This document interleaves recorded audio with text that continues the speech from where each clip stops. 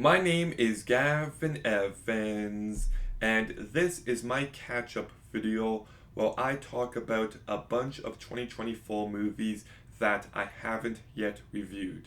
So let's begin by talking about My Old Ass, and some people really love this movie, but I thought it was mediocre.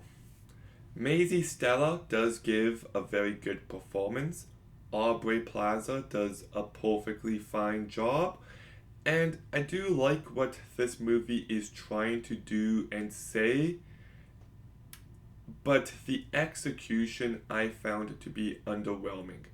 It's just not as effective as it thinks it is, and it's also not as funny or charming or profound or as emotional as it thinks it is either, and it can be quite predictable. It's a good attempt and it's not a bad movie, but I would never watch it again. So I'll give My Old Ass a 5 out of 10. Then we've got Best Christmas Pageant Ever. And I grew up going to church, and this felt like a movie I would be forced to watch in Sunday school in the month of December. The message is good, but it's also very simplistic and ineffective. Um, this movie just didn't do anything for me. I thought it was rather bland and forgettable, but that said, some of my family really loves this movie, so it does have its audience. But I'd give the best Christmas pageant ever a 3 out of 10. Then we've got Ricky Stanicky, a movie directed by the Fair Brothers. Fairley Brothers? Yeah, anyways, I kind of liked this movie actually. Like, it's not great, it's definitely too long. Like, you could have trimmed it down by 30 minutes, but that said, I still laughed enough times, I was entertained, and I thought John Cena was really great here. Maybe one of his best performances. So I'll give Ricky Stanicky a 6 out of 10. Then we've got Bored, and this movie is directed by Andrea Arnold, who directed American Honey, which is one of my favorite A24 films. And this movie was well directed and well acted, but I just thought the script was very unengaging, and if I'm being honest, I toned it off 70, 80 minutes into it. I just didn't care to finish it, so I will not be giving it a rating. Then we've got Young Woman and the Sea, and I always talk about how war movies are my least favorite genre, but after watching this movie, it might be sports movies because these movies just follow the same formula and they thrive for the same emotions, and it's just nothing new. I didn't find this movie to be effective. It's one of the better Daisy Ridley performances, but I just didn't care for this movie. So I'm giving Young Woman and the Sea a 3 out of 10. And then we get to the coffee table, and people were talking about how this movie is shocking and bleak and really effective. And I agree, but I don't think I like this movie as much as everyone else. Like, yes, it is shocking and it is bleak, but it's also one note and it feels a little too dragged out. I do like how there's something shocking that happens, and most of the movie you're just waiting for other people to find out, and it keeps you in a constant sense of tension. And the ending definitely has power. I just feel like you could have trimmed out 20 minutes of this movie, and there's this little girl character who I found to be completely unnecessary. So, it's fine. I like it. I would give The Coffee Table a 6.5 out of 10.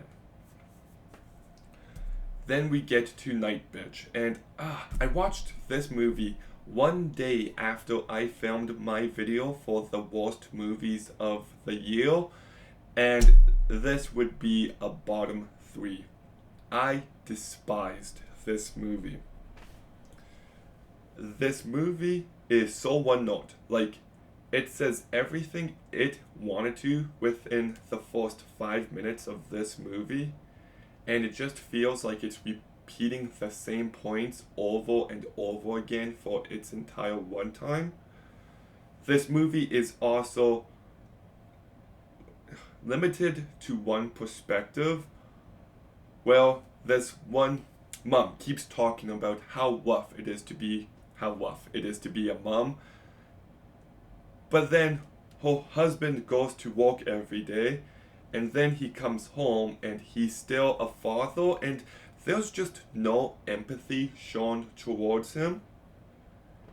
And then the big issue is the main character of this movie is self-absorbed. She's a complete narcissist, and she's completely unlikable.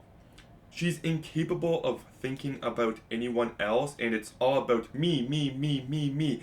And I just thought the message of this movie was actually really disgusting, and how it's more important to prioritize your career, limited pointless achievements over raising a family, and this movie left such a terrible taste in my mouth. This movie is just morally repulsive. It really is. Hated everything about this movie. It's one of the biggest pieces of shit I've watched in quite some time, and I'd give Nightbitch a 0 out of 10. Y2K, I found it to be a very frustrating movie because I actually like the first act quite a bit. It kind of felt like Superbad meets The World's End. But after that first act, the movie just takes a nosedive in quality. It becomes a really dull, boring watch. The movie isn't funny or thrilling or tense. And I appreciate when a movie can kill off a big character early on, but then for the rest of the movie, I just felt like that was a mistake. And the ending of this movie is so cringy, and I was embarrassed to be watching it. Like, what's that song? Gotta Have Faith by George Michael. There was a scene, and I wanted to die. So, good first act, the rest of the movie, complete shit. And then we get to a real pain. And Kieran Culkin is getting nominated everywhere. Everybody loves his performance, and he is really great here. He just captures this manic energy so incredibly well. But Jesse Eisenberg gives one of the best performances of his career here as well. There was one scene in a restaurant where I was really taken back by how good he was. And I just liked the story being told. The characters had plenty of depth, and there was lots here about how people react to pain and react to trauma, and how that affects the personality they have, and how sometimes the most boring people are the healthiest, and how sometimes the more unhealthy people are the more interesting. And I just thought there was really lots here going on, and I found it to be captivating. There's some nice emotion. The movie is like 80 minutes long. It's a very easy watch. And the final scene of this movie really worked for me.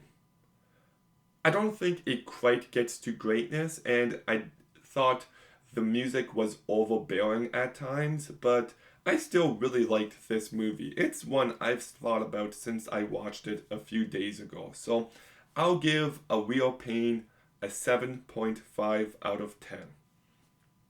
And that's it for my reviews of 2024, I believe.